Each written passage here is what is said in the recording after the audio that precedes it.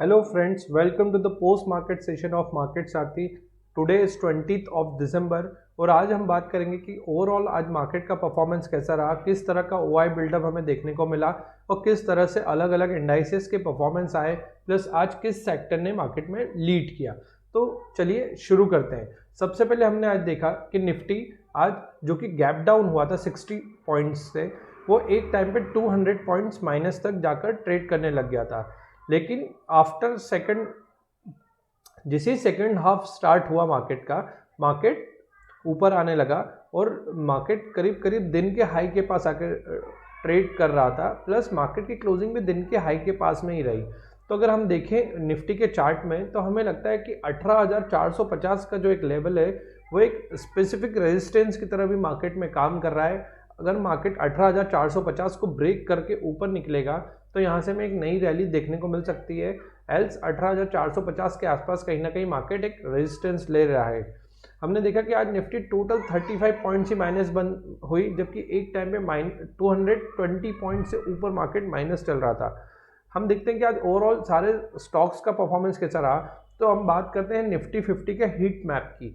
Heat map basically आपको दिखाता है कि किस तरह से स्टॉक्स का परफॉर्मेंस रहा है। तो हमने देखा कि आज जो लीडिंग सेक्टर्स थे वो था TCS, Reliance industry, IndusInd bank, axis bank, ICICI bank.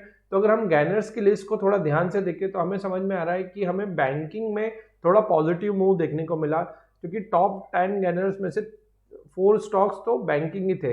Plus हम बात करते हैं उसके अलावा जो सेक्टर्स लूजिंग रहे, सिंस जैसे ही जापान वाला न्यूज़ आया मार्केट में तो सुबह सुबह मार्केट में एक सेलिंग स्टार्ट हुआ और उसके बाद में एक टाइम पे निफ्टी 200 पॉइंट्स तक भी डाउन था। उस पर्टिकुलर टाइम में अगर आप देखेंगे तो मेटल्स के ऊपर अच्छा खासा प्रेशर था, बट मेटल्स में भी आखिर में हमें रिकवरी देखने को मिली। और अगर मार्केट के टॉप लूजर्स की बात करें तो SBI life, Eicher motor, UPL, Tata Motors, ये कुछ स्टॉक्स थे जो नीचे ट्रेड कर रहे थे।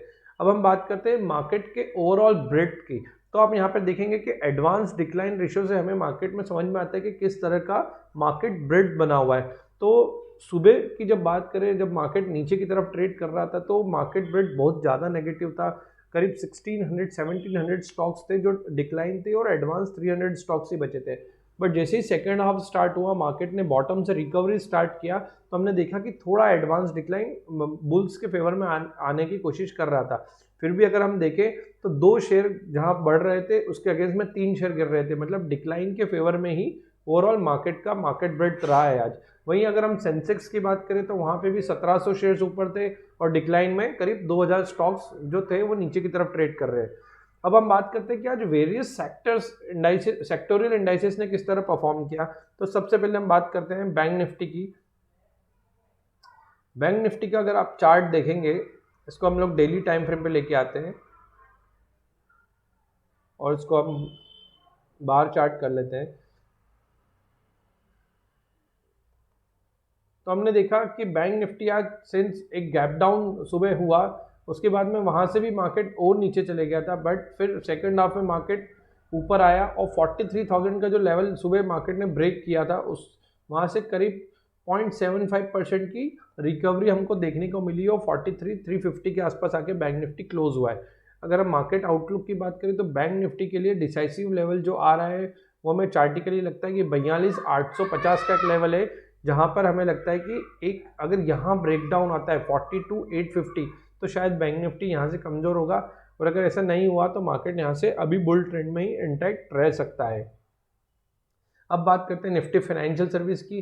तो निफ्टी फाइनेंशियल सर्विस में भी आज जैसे कि एक्सपायरी का दिन था तो एक्सपायरी मूव्स देखने को मिले हमें, वो भी बॉटम से नीचे से कवर होके ऊपर आया और यहाँ पर भी 19,000 एक डिसाइसिव लेवल है। अगर 19,000 का लेवल ब्रेक होता है तो हमें एक सेलिंग देखने को मिल सकती है, एल्स अभी वो बुलिश ही है। अब हम बात करते हैं निफ्टी आईटी इंडेक्स की। तो निफ्टी आईटी में आज हमें बहुत दिनों बाद एक बार वापस बाइंग देखने को मिली। अब देखते हैं कि आने वाले टाइम में ये बाइंग कंटिन्यू हो पाती है या नहीं। अगर ये बाइंग कंटिन्यू होती है तो शायद हम यहाँ पर एक शॉर्ट टर्म में एक अच्छी रैली हम निफ्टी आईटी के स्टॉक्स में देख सकते हैं। बात करते हैं सीएनएक्स ऑटो की। तो सीएनएक्स ऑटो में हमने देखा था कि एक ट्रेंड लाइन हमने ड्रॉ करी थी, अब उसको हम थोड़ा सा अपडेट कर देते हैं। जैसे ही हमने सीएनएक्स ऑटो की ट्रेंड लाइन को अपडेट करते तो हमने देखा कि ये कहीं ना कहीं सेक्टर एक बॉटम बनाने की कोशिश कर रहा है, सपोर्ट ढूंढ रहा है। तो अगर ये पर्टिकुलरली 12,600 लेवल्स को होल्ड कर पाता है तो यहाँ से हमें एक अच्छी रैली ऊपर की तरफ देखने को मिल सकती है। अब देखना पड़ेगा कि इसके वेरियस चार्ट्स कैसे परफॉर्म कर रहे हैं ऑटो सेक्टर के स्टॉक्स के। CNX मेटल की बात करें तो इसका चार्ट अभी भी बुलिश है और आज सुबह तो अच्छा खासा यहाँ पर मेटल स्टॉक गिरे हुए थे, लेकिन अगर हम बात करें इसके सपोर्ट की तो 6,600 का एक अच्छा खासा सपोर्ट है। इसके ऊपर जब तक ट्रेड कर रहा है ये बहुत ही अच्छा है। अगर ये 6,600 किसी कारण से तोड़ता है तो हमें मेटल स्टॉक्स में थोड़ी पोजीशंस को कम कर लेना चाहिए। निफ्टी FMCG की बात करें तो ये अभी टॉप पे ही है बट रेंज बाउंड ट्रेड कर रहा है। निफ्टी PSU बैंक्स हमने यहाँ देखा था कि 4400 के ऊपर एक अच्छा खासा रेजिस्टेंस था मार्केट में, मार्केट उसके ऊपर गया, एक दो दिन सस्टेन भी किया बट वापस मार्केट ने नीचे आके करेक्शन स्टार्ट हुआ है। अब देखते हैं ये करेक्शन क्या एक सीवियर करेक्शन है या फिर एक रनिंग करेक्शन है और PSU बैंक्स में हमें 2-3 दिन में वापस बाइंग आते हुए दिखती है या नहीं, ये हमें आगे चेक करना होगा।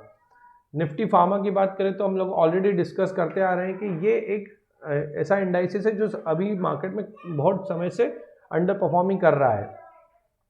CNX energies in a range bound market. CNX reality में भी हमने देखा कि आज गोदरेज प्रॉपर्टीज और ये 4% डाउन थे, मतलब कहीं ना कहीं रियलिटी सेक्टर में भी दबाव हमें देखने को मिल रहा है। निफ्टी स्मॉल कैप और निफ्टी मिड कैप, अगर हम इन दो इंडाइसिस की बात करें तो ये कहीं ना कहीं इनकी रैली पे ब्रेक लगता हुआ दिख रहा है। पिछले 3-4 दिनों से ये थोड़े डाउन आ रहे हैं मिड कैप के स्टॉक्स और स्मॉल कैप स्टॉक्स में हमें सेलिंग देखने को मिल रही है।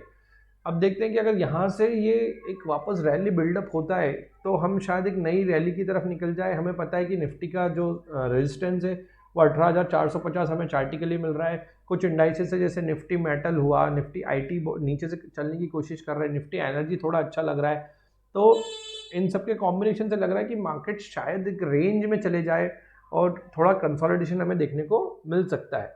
अब बात करते हैं फ्यूचर्स के OI की, तो आज हमने देखा कि निफ्टी में जो OI बैंक निफ्टी में जो OI चेंज हुआ है वो 2 लाख शेयर्स घटे हैं।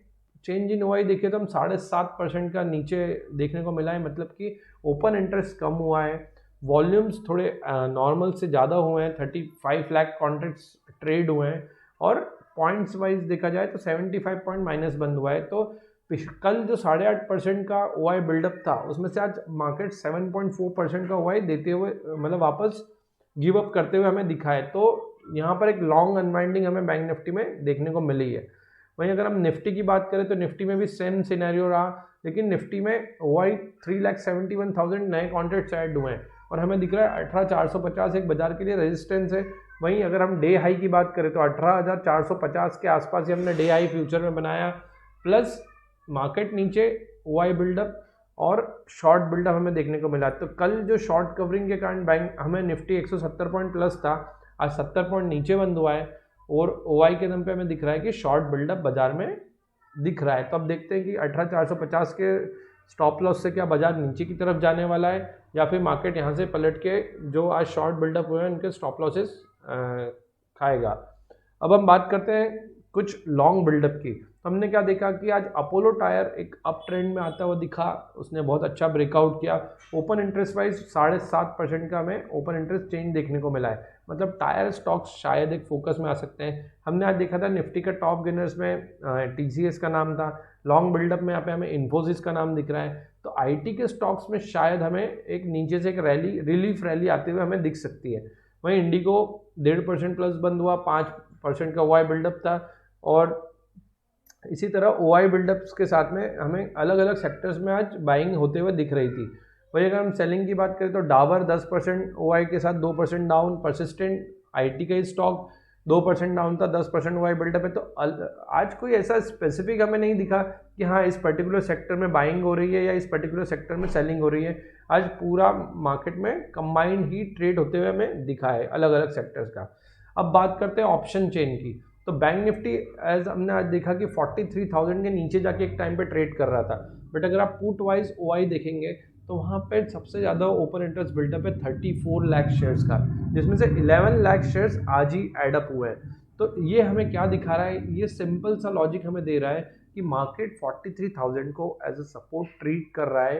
हमारी अगर लॉन्ग पोजीशंस है बाजार में तो 43,000 एक क्रूशल सपोर्ट की तरह काम करेगा। उसके बाद में 42,800 हम लोगों ने चार्टिकली देखा था कि वहाँ पे भी एक सपोर्ट जोन हमें नज़र आ रहा है।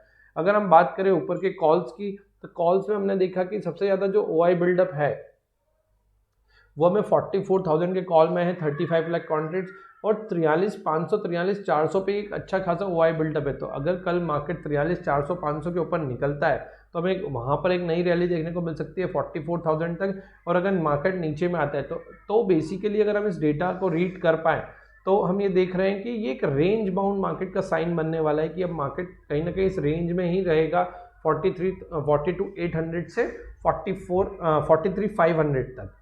अब हम बात करते हैं निफ्टी के ऑप्शन चेन की।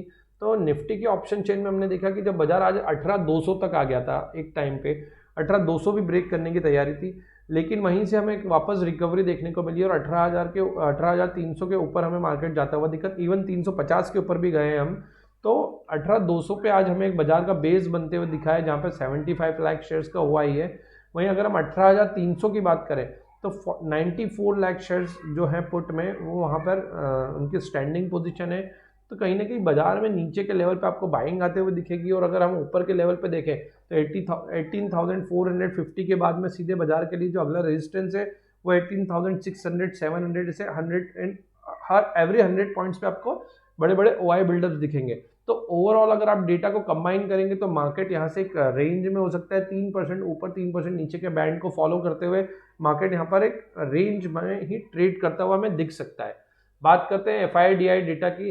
तो आज मार्केट में FI जो है वो नेट में सेलर रहे। पूरी जो सुबह गैप डाउन ओपनिंग देखने को मिली, वहाँ से मार्केट और नीचे गए, वहाँ से फिर हमें एक रिकवरी भी देखने को मिली, लेकिन उसके बावजूद भी जो FI है वो नेट में सेलर है। उन्होंने 137 करोड़ का माल इक्विटीज़ में बेचा है।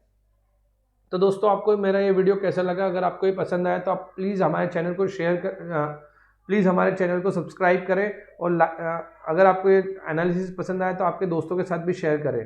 Thank you.